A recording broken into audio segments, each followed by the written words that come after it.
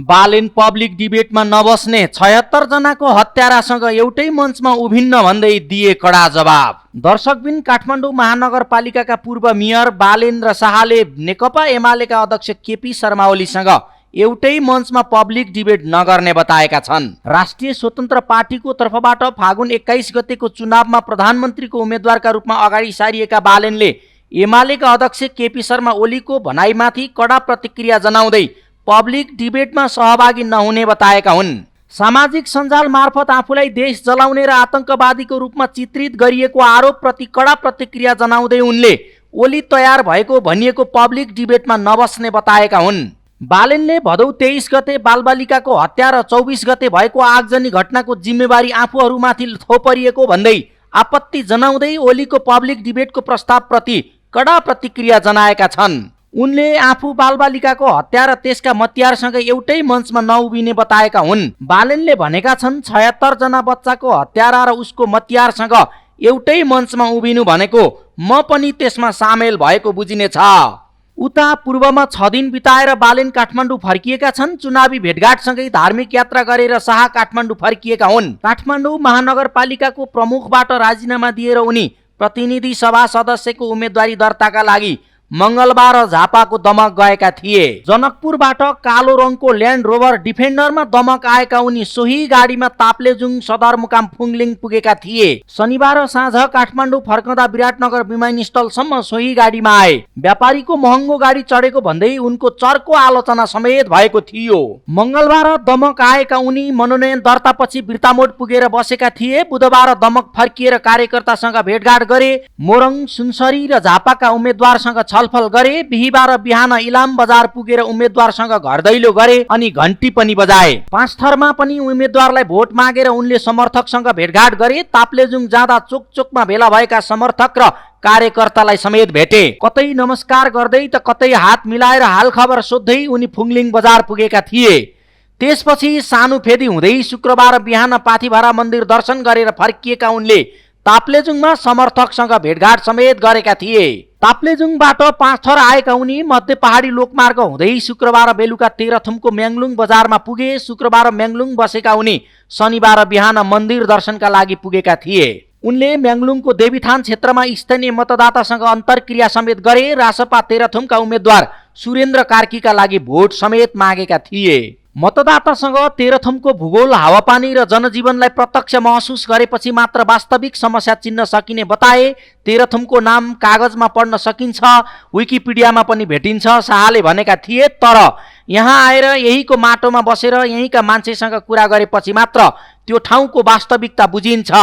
भोलि संसदमा कुरा उठाउँदा अनुमान होइन, अनुभूतिको आधार चाहिन्छ समेत भनेका थिए। दर्शकबिन, उनी तेह्रथुमको बसन्तपुरमा रहेको चोलुङ पार्कमा पनि पुगे। तेह्रथुमसँग सीमा जोडिएको सङ्खुवा सभाको मुडे बजार पनि पुगे। धर्मदेवी नगरपालिका 3 मुडे बजारमा रासपा उम्मेद्वार मिङमा शेर्पालाई साक्षी राखेर पूर्वको सुन्दरताको व्याख्या समेत गरे। रुद्राक्षको बडो चर्चा पनि गरे। उनले नढाटी भन्नुपर्दा सङ्खुवा सभामा म पहिलोचोटि आएको हो। मतदातामा संक्षिप्त मन्तव्य राख्दै उनले भनेका थिए, सङ्खुवा सभा र बाहिर पनि रुद्राक्षका लागि परिचित छ। म जसरी पहिलो पटक यहाँ आएको हुँ त्यसरी नै उम्मेद्वारले 3 करोड नेपालीलाई यहाँ टेकाउने वातावरण बनाइदिनु होला उनले भनेका थिए। उनले पर्यटन र कृषि क्षेत्रको विकास गर्न पनि आग्रह गरे। यो पूर्वी भेग कति सुन्दर छ, कति राम्रो छ भन्ने कुरा सबैलाई थाहा छैन, यहाँ आएर थाहा हुन्छ उनले भनेका छन्। उता तेह्रथुमको म्याङलुङ बजारबाट नजिकै रहेको मुडे बजारका मतदातासँग भेटघाट गरेर फर्किएका उनलाई समर्थकले धनकुटाको हिलेमा स्वागत गरेका थिए। धनकुटा बजारमा पनि स्वागत भयो। रासपा समर्थकले धरान बजार, तरहरा बजार, इटहरी बजारमा उनलाई राम्रोसँग स्वागत गरेका थिए। उनी काठमाडौँ फर्कने बेला विराटनगर विमानस्थल अगाडि भेला भएका समर्थकले उनको पक्षमा चर्को नाराबाजी समेत गरेका थिए। दर्शकबिन, कतै समर्थकसँग हात मिलाएर खादामाला र फुलगुच्छा ग्रहण गरे, कतै गाडीमा बसेर हात मिलाएर, कतै भने गाडीको रुफटपबाट बाहिर मतदातालाई हात हल्लाउँदै हिँडे।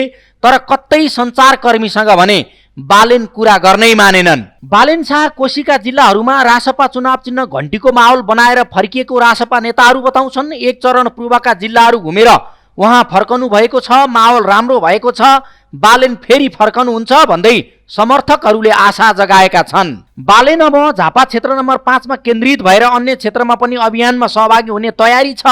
6 दिन पूर्व बसेका उनी मोरङ, सुनसरी, झापा, इलाम, पाँचथर, ताप्लेजुङ, तेह्रथुङ, सङ्खुवासभा र धनकुटा पुगेका थिए। काठमाडौँ महानगरपालिकाको प्रमुखबाट राजीनामा दिएर रासपामा प्रवेश गरेका बालेन 4 पटक प्रधानमन्त्री भइसकेका एमाले अध्यक्ष केपी शर्मा ओलीसँग प्रतिस्पर्धा गर्न झापा क्षेत्र नम्बर 5 मा उम्मेदवारी दिएका छन्। उनी रासपाले अघि सारेको प्रधानमन्त्रीको एक्ला उम्मेदवार हुन्। एमालेले पनि ओलीलाई प्रधानमन्त्रीको उम्मेदवारको रूपमा अघि सारेको छ।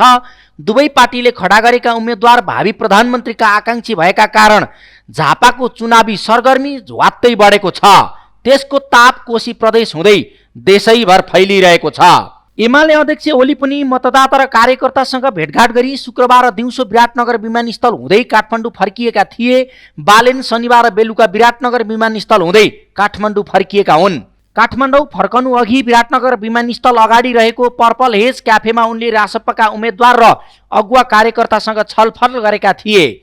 सुटुक्क विराटनगर आएका बालेनलाई हेर्न समर्थकको भिड लागेपछि व्यवस्थापन गर्न प्रहरीलाई हम्मे हम्मे परेको थियो।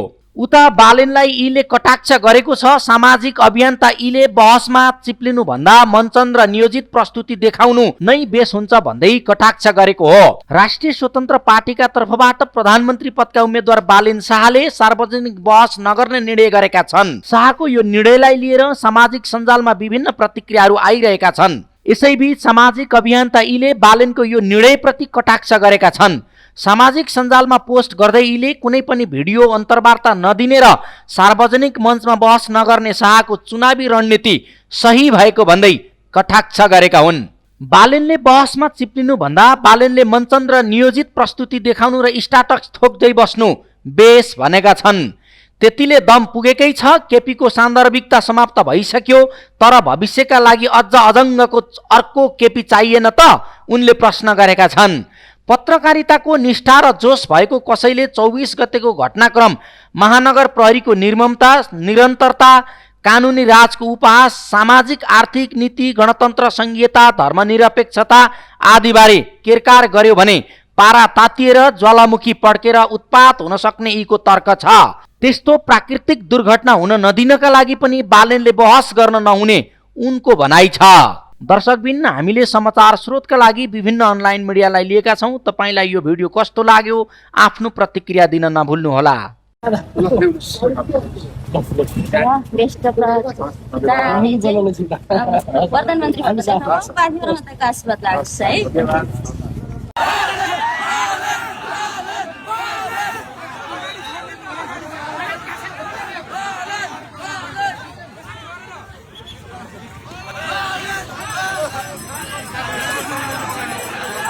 बालेन सरकार, जय बालेन।